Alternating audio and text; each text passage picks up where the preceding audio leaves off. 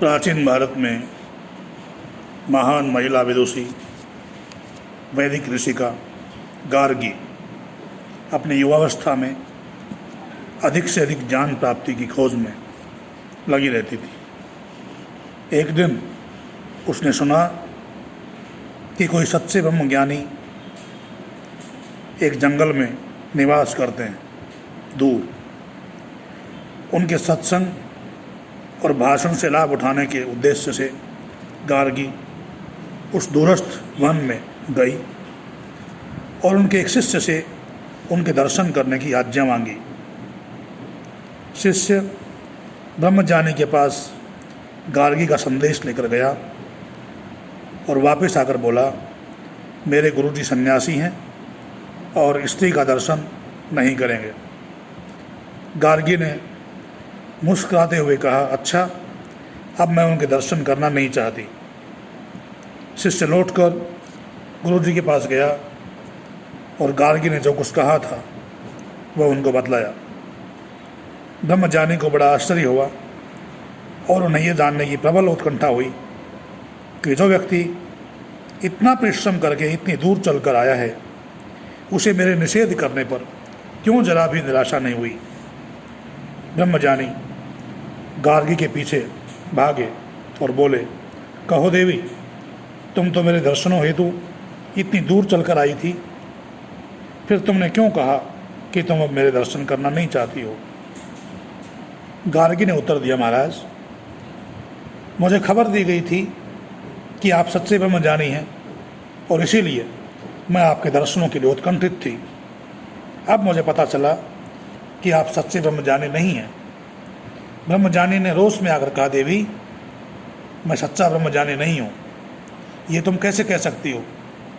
गार्गी ने उत्तर दिया, इसलिए कि सच्चे ब्रह्मज्ञानी स्त्री और पुरुष के भेद भूल जाते हैं, पर आप नहीं भूले हैं।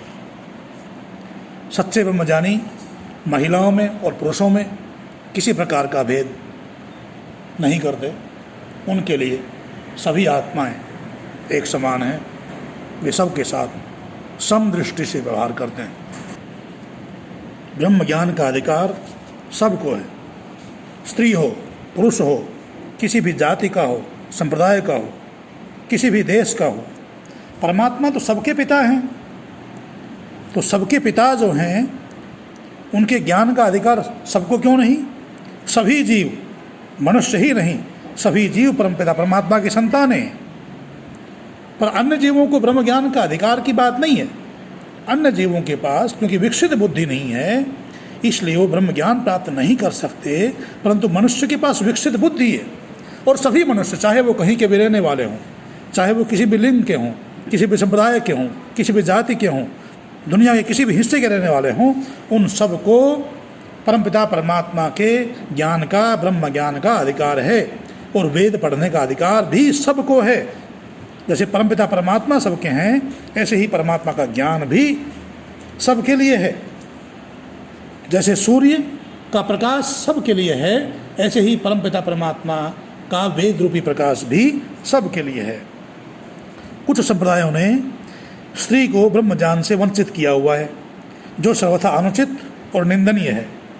स्त्री माँ है, सृष्टि की रचयिता है, पालयिता है, वह तो ब्रह्म ज्ञान की अधिकारी सबसे पहले है।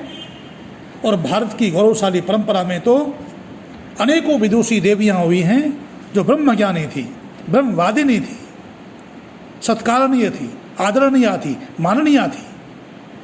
गार्गी, मैत्रेयी, अपाला, घोषा, अनेकों वैदिक ऋषिकाएँ हो गई हैं जिन्होंने स्वयं ब्रह्म ज्ञान प्राप्त करके अन्यों को भी ब्रह्म ज्ञान से प्रभावित किया था, अन्यों को भी ब्रह्म ज्ञान दिया था।